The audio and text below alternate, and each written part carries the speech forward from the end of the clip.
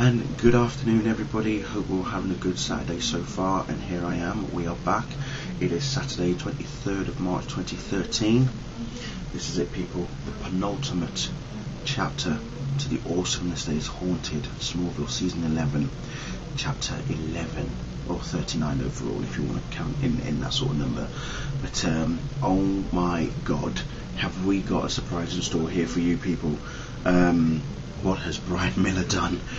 If you remember from last week's chapter, Bart has been going around the world in such supersonic speed that he's started borrowing speed from everyone that he's made contact with, and he's had a few people helping him along the way.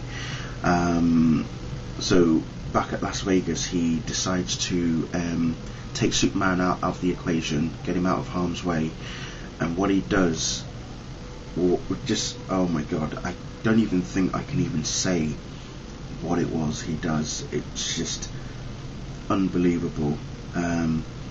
He knows what he has to do to stop the Black Racer, but it's how he goes about doing it is what it is. It's just how it's done. He also realizes that he's actually never been alone. This is at this moment he finds out that he's never ever actually alone when he's been running, which is why I mentioned about what happened last week when he was running so fast that 3 other people caught up with him, or whether or not they're helping him or giving him advice is a different matter altogether, but he's realised that he is not alone. Flipping out, I can't really say much more, but let's just say we get some flashbacks. We get flashbacks to when he first came into Smallville, and it's at the end where Clark is trying to convince him to stay, and Bart is like, if you can catch me, I'll think about it, kind of thing. And you see the bit where he turns around facing Clark as he's running backwards and then speeds off again. Oh my god, it's just, oh dear, it's unbelievable. Bart, why did you do that? That's all I'm going to say. That is all I'm going to say. But then we go back to 2 months ago, where we met Chloe from Earth 2, and we are finally caught up with the conversation that she has with this other person who's chasing her from Earth 2. Turns out it is actually one of the monitors. Now, if you've read stories like Crisis on Infinite Earths and Infinite Crisis, you will know that there are 52 monitors assigned to watch all the 52 different universes, and each of them has to, they pretty much look after the universes, and they are quite powerful beings as well. And I say there's 52, but before that, when you had an infinite number of universes, eventually the multiverse got shattered to the point of where only 52 remained, and that's where that's why things like New 52 and the story of 52, or the number 52 is very significant, not just for the fact that there's 52 weeks in a year, but it's just I think that's probably why it's quite significant, because 52 weeks in a year kind of thing. But like I say, the monitor is he's the one who goes after Chloe from Earth 2, and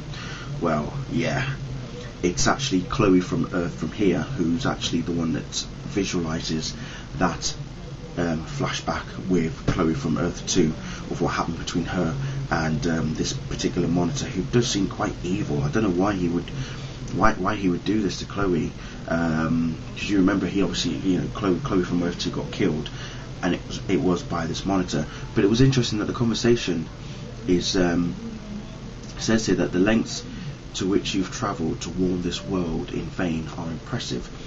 And Chloe's like, luckily my cousin married into a very wealthy family. And it's like, it's amazing how she uses that against the monitor. But yeah. And then obviously at the end of it, you've got Superman talking to Jay Garrick about what happened to Bart. It is very somber, it is very sad. I'm trying not to get too emotional myself. It is unbelievable what has happened. But then Emil Hamilton comes in to the brownstone, which is where Jay and Superman are both talking, and he gives Clark a revelation of what Bart Allen has just done, and all he says at the end here is that Bart might have done more than just save the world. Yeah, I don't know what it means, but I'm very excited by that prospect.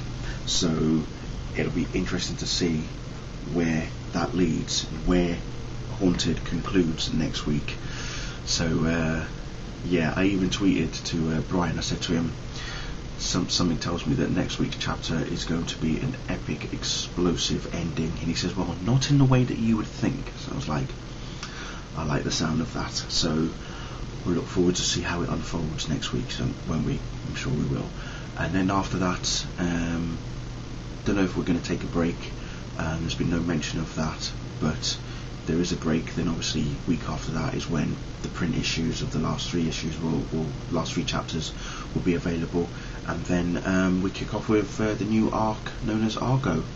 Whether it's going to kick off the week after next week, or as I say, if there's a break after next week, we'll see. But yeah, all the feels are happening, people. All the feels are happening. I've enjoyed Haunted so far. It has been one hell of a diverse arc, and one that I think will stay in a lot of people's minds for a long time to come, especially given what's happened with Bart. We're still yet to get a bit more closure. Well, I say closure, but a bit more information about Lex and the test situation and how that's going to unravel. So there's still plenty more on that side. But if that comes to a head next week, it'll be interesting to see how that finishes anyway. But yeah, there we go. Thank you all very much for watching.